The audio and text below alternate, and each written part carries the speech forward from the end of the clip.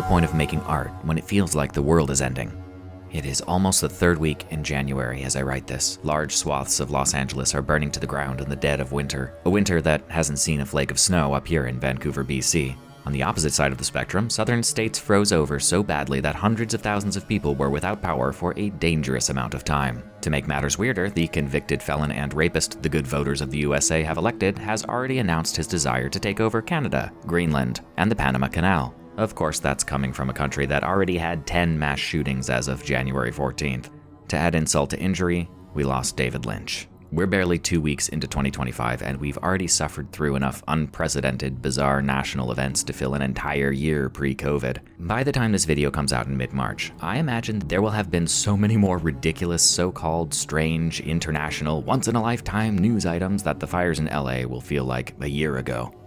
For anyone who's paying attention, it's hard to shake the feeling that things are escalating on a massive scale. It's difficult not to feel like humanity sits at the beginning of the end. Where does that leave artists? Where does that leave art? I would love for this video to simply grapple with this existential topic, to untangle these knots in a way that gives us all a sense of purpose, of hope. Unfortunately, instead of using their massive wealth to help solve the climate crisis or address real-world tragedies, the richest of humans have funneled an insane amount of money into something absolutely no decent person was asking for: AI-generated imagery. We should be talking about how it feels to be the band playing on the deck of the sinking Titanic, but the upper class have stripped even that luxury from us by making the band, in function, obsolete. If you've been living under a mountain somewhere, in which case, I envy you, here's the general state of things. Tech bros and billionaires are dead set on phasing out the prospect of anyone, anywhere, making a living as an artist, as if that wasn't already a hard enough row to hoe. According to the National Literacy Institute, on average, 79% of US adults nationwide are literate in 2024, and 54% of adults have a literacy below a 6th grade level, so we're already starting off in a bad place for basic comprehension and life skills. However, AI-generated garbage makes this issue so much worse. ChatGPT rehashes of entire books clog Amazon.com's self-publishing service. Self-published budding novelists frequently find knockoffs of their hard work uploaded mere days after they've published said work. On top of that, ChatGPT is notoriously squishy when it comes to facts. Heck, just the other day I saw a post online from some kid who was mad because he bought the wrong video game console. It wouldn't play the game he literally bought it for. When asked why he did that, he said he asked ChatGPT which consoles could play said game. You know, instead of just using a search engine to find that information. Rounding back to that music analogy, you can generate entire songs, albums, and discographies with a click of a button.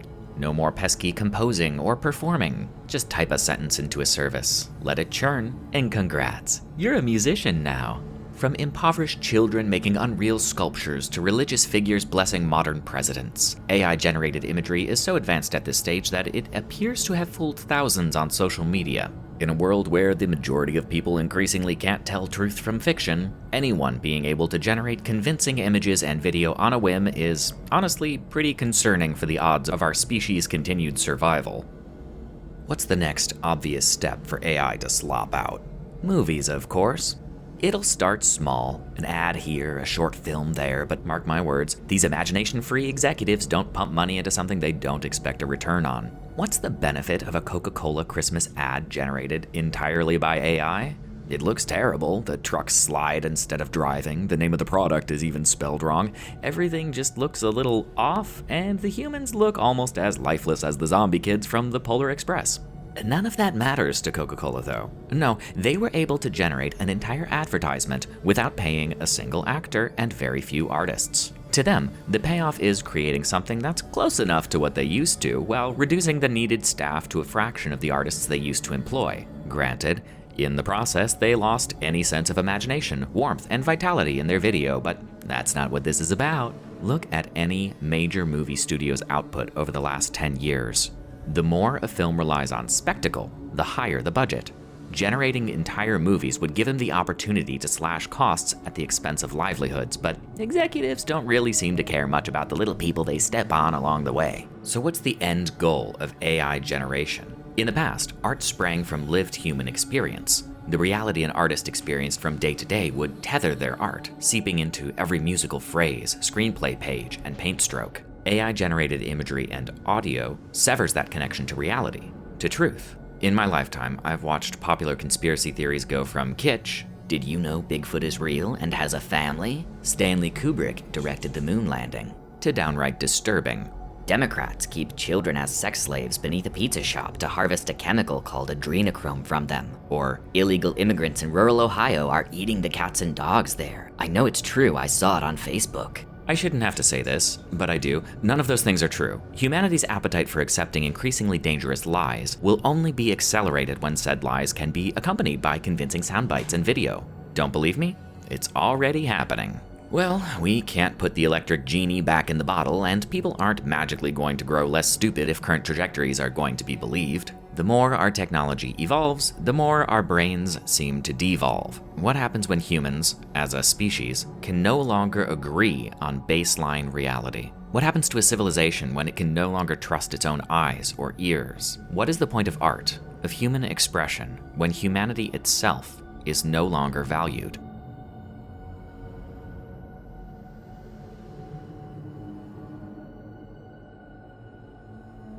What is art, anyway? Is a child's scribble art? What about an ice cream scoop? An impressively designed house? Is a urinal art? Is this urinal art? Some people say that anything can be art, and everything is art. Those people are wrong. Art is human expression made manifest for the primary purpose of being art. Put simply, it's art if it was made to be art. To return to our examples, that child's scribble, regardless of how important it is to their parents, is probably not art. This ice cream scoop, not art. Architecture? Depends on the architect, their motivations, and the financial situation surrounding it. A urinal? Just because something has a designer doesn't mean it was designed with the intention of being art as a primary motivator. So no, the urinal is probably not art. Unless it's this urinal. Why is this urinal art? Because it was reclaimed from its previous life, given a title, given a context, and given meaning by an artist, all with the intention of the resulting found sculpture being art. It is now the ideal time to remind the viewer that just because something is art does not make it any good. Additionally, entertainment is not always art, and art is not always entertaining. Art can be challenging, confrontational, taboo, intimidating, sweet, soulful, introspective, morose, and it can, on occasion, be entertaining. Entertainment may, however, contain some of these things in moderation occasionally. After all, at the end of the day, it must be entertaining. Art has no such restriction, and is often baffling or rage-inducing to the general public as a result. Art is often not created for the general public, but each work has a very specific and unique target audience.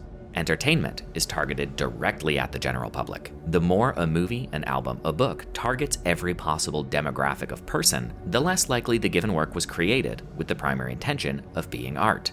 Transformers: Dark of the Moon and Come On, Come On are certainly both movies, but their goals couldn't be more different. One was greenlit to sell tickets and merch, the other exists to tell a deeply personal story. The primary motivation is key. Sometimes, though, it's hard to tell the difference between a product and art. It can be like meeting a new person for the first time, trying to determine if they're being genuine with you or not, how guarded you'll have to be around them. You don't always know if someone is fake, for sure, at least not right away, but you get a feeling, an eventual sense that something's off, something's performative. They're too quick to agree, yet they listen without understanding. They feel compelled to document every meeting with selfies, fake smiles wide. Their friendship is more entertainment or product than art. Their friendship is hollow. Separating art from product can be just as difficult because the disease that is capitalism has so long been using art lingo and creative trappings to sell soulless products that we've been trained to ignore our own instincts. That gnawing warning in the pit of your stomach that something is shallow, a fake friend. The determination is more art than science, but hey, isn't that the point? Art is active and interactive. It encourages investigation and study. Entertainment is passive. Entertainment is familiar. Entertainment is product. Art is human.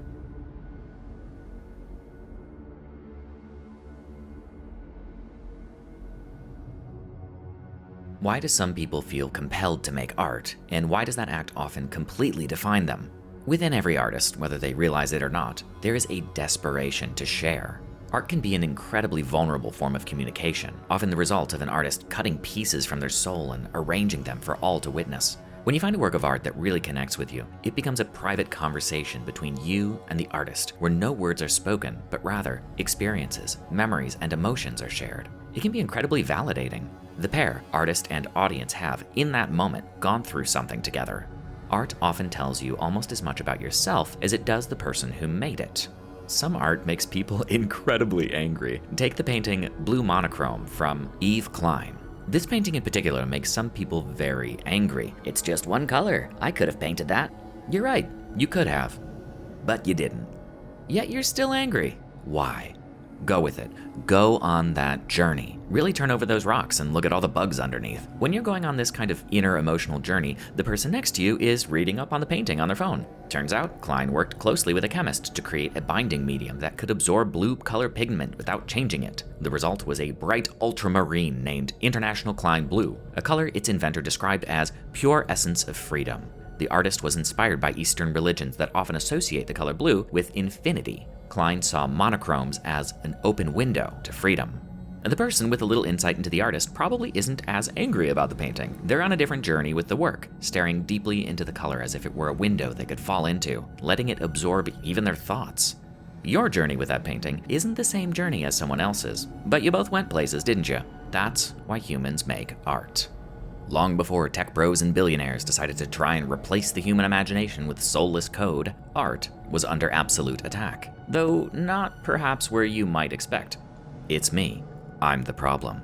Perhaps you are too, but probably not. It's probably just me. I've carefully curated my Instagram, for example, to be full of creative work. You name it. Paintings, songs, clever VFX videos. It's a thing of beauty, full of art, any museum would be proud to display. That said, if patrons of said museum behaved in the way I do when I'm on Instagram, it would be a sad place indeed. I scroll past more art in a bathroom trip than a medieval farmer would have seen in his entire life. If a piece strikes a chord, I'll give it a heart, or even share it to my story. How benevolent of me. This process takes approximately 10 seconds at the most, then it's on to the next post. I treat art online in the way it's presented: consumable, disposable, and endless. My phone screen is only so big, so I don't spend a lot of time thinking about a piece. My interaction with the art is less, how does this make me feel, and more, is this pretty or cool upon first glance, and then moving right along. I treat art online as though it were not art. I treat art as though it were only entertainment. And when there's so much of it at my fingertips, it loses all value. Instead of exploring why a piece of someone else's soul hits me in a certain way, I can scroll and scroll past. I do. Art online has no value. I've personally witnessed people scrolling TikTok while supposedly watching a film. In this scenario, none of the short videos on TikTok have value, and the movie had no value. We get out of art as much as we bring to it. If we're bringing a fractional sliver of our attention, we'll get only a fractional sliver out of the exchange. But we've decided, as a people, that we're okay with art having no value, no benefit to us. We've decided we're okay with getting almost nothing out of someone's life's work. Books are just something we listen to while getting chores out of the way. Music is the background noise we've chosen to underscore a video game. When was the last time I sat down and listened to an album, not doing anything, but listening? Saying it out loud is almost bizarre, but we've lost all respect for imagination. No distractions, just reading. Lights off, no phone, no talking. Just pay attention to a film. Slapping on some shoes and trucking out to a local gallery, giving each painting, photograph, or sculpture the time and space to speak to you. We didn't need AI to kill art. We've already killed it ourselves. At its core, art is a communicative relationship between artist and audience. But that relationship has fallen apart. Artists never stop creating, expressing. They can't stop. Many are compelled. Idea sharing, storytelling, and flights of inspiration are the driving force behind kickstarting many of humanity's greatest advancements. Yet, at some point, the audience changed from participants to consumers.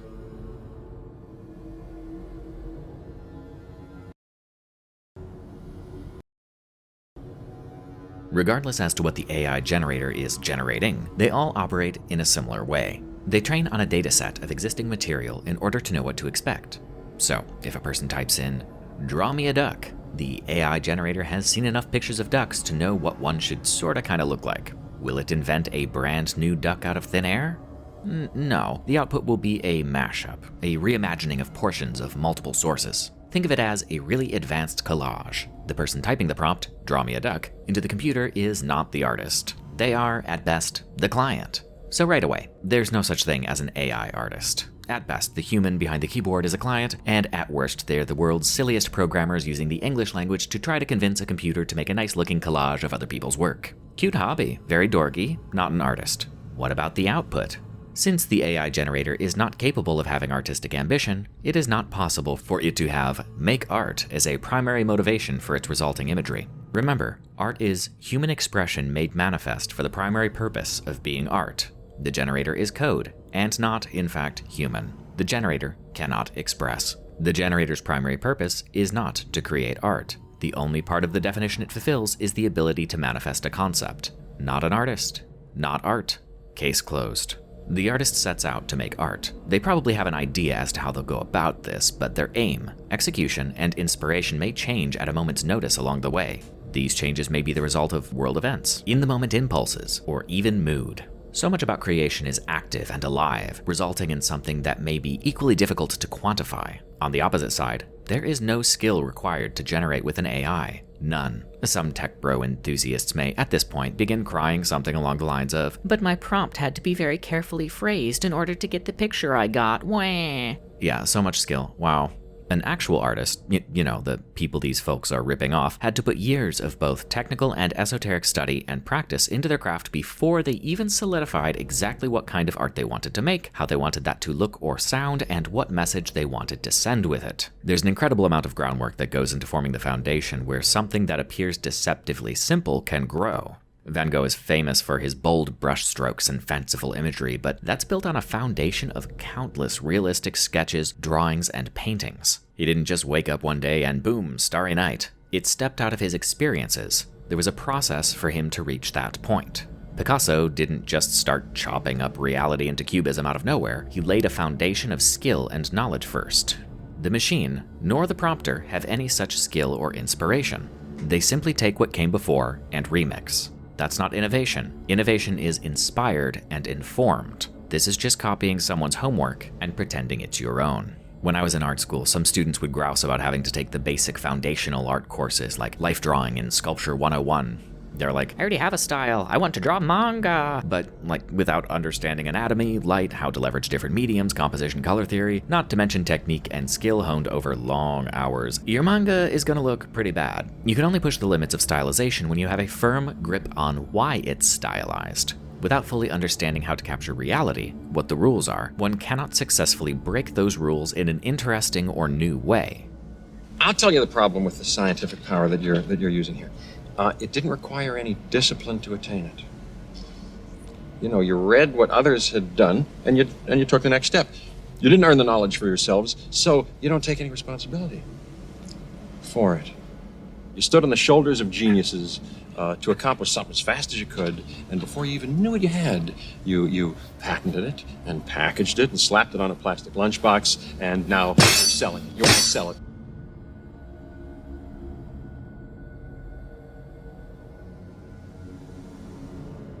AI-generated books, AI-generated music, AI-generated images, AI-generated movies.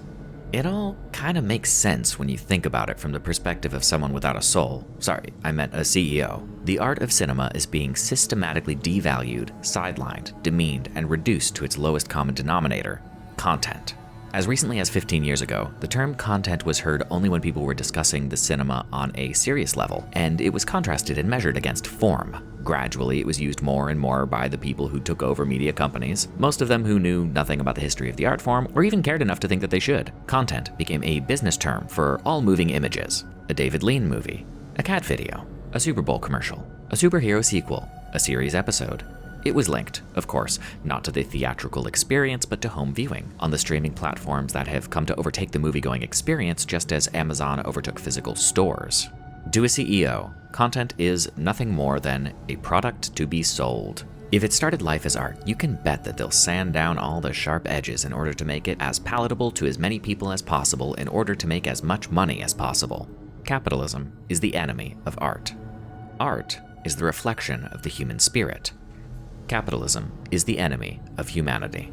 You're smart. You see where this is going. Everywhere you look, every digital service, app, software is just ramming AI tools down our throats despite it not being something the public was demanding. Why is AI being pushed so hard? Artists are hard to work with because, unlike the suits they work for, they want to make art, not product. It's a real skill coaxing a product out of a passionate artist, but what if these business gurus could just remove the artist from the equation altogether? Companies don't want to work with artists because they don't want to make art. They're not going to stop pushing AI until it is no longer economically viable to do so. The goal is to replace the human soul with uninspired electronic garble remixes so advanced that they're betting the public won't be able to tell the difference. Sadly, judging by our TikTok-length attention spans, I think they're probably right.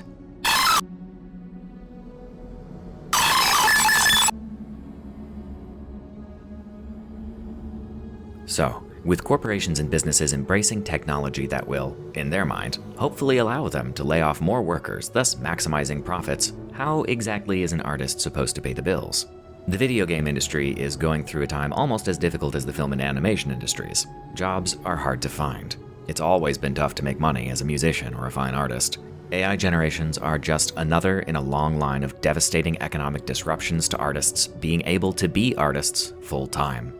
The fine art world was absolutely decimated by the advent of the photograph. The photograph was greatly challenged by the moving picture. Practical effects fell to the advances of computer graphics. We exist in a time where you can do any sort of art you wish to. You just probably won't be able to pay the bills doing it. Even if you try, phones and social media have fried everyone's ability to even appreciate art, much less understand it. Go ahead, try and convince a 12-year-old to drop the iPad and read a book in the woods with their feet dangling in a creek. Good luck. Movies don't have it much better. Streamers are typically more about quantity than quality. Curation is a dying art form. Additionally, they know that movies have become background noise for the phone addicted. As writer, director, actor Justine Bateman said, "I've heard from showrunners who are given notes from streamers that this isn't second screen enough," meaning the viewer's primary screen is their phone and the laptop, and they don't want anything on your show to distract them from their primary screen, because if they get too distracted, they might look up, be confused, and go turn it off. I heard somebody use this term before. They want visual muzak. When showrunners are getting notes like that, are they able to do their best work? No. And when these companies control the entire pipeline from beginning to end, then you wind up doing what they ask. So the next time someone complains that movies and shows just aren't as good as they used to be, you can hit them with the old chicken and the egg argument. They'll get better when you start actually watching them again. So if you can't make a living from your art, and the general public can't tell the difference between corporate product and AI slop anyways, well, at some point, you've got to ask.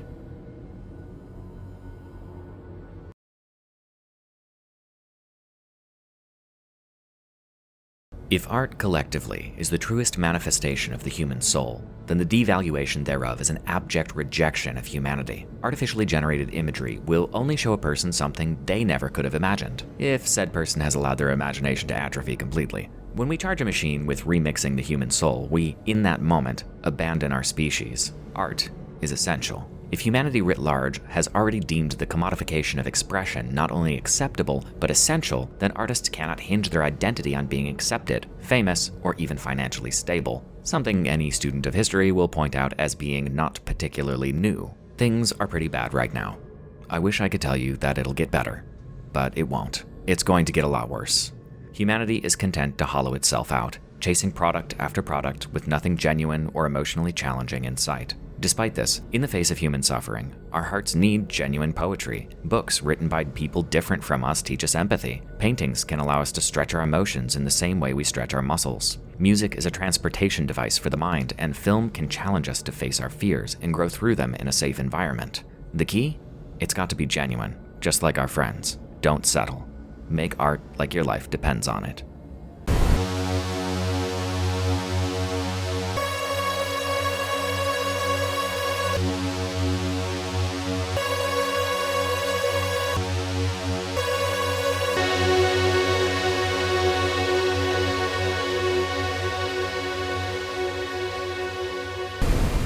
To quote Nicolas Cage, "I'm a big believer in not letting robots dream for us. Robots cannot reflect the human condition for us. That is a dead end, and if an actor lets one AI robot manipulate his or her performance even a little bit, an inch will eventually become a mile, and all integrity, purity, and truth of art will be replaced by financial interest only. We can't let that happen. The job of all art, in my view, film performance included, is to hold a mirror to the external and internal stories of the human condition through the very human, thoughtful, and emotional process of recreation. A robot can't do that. If we let robots do that, it will lack all heart and eventually lose edge and turn to mush. There will be no human response to life as we know it. It will be life as robots tell us to know it.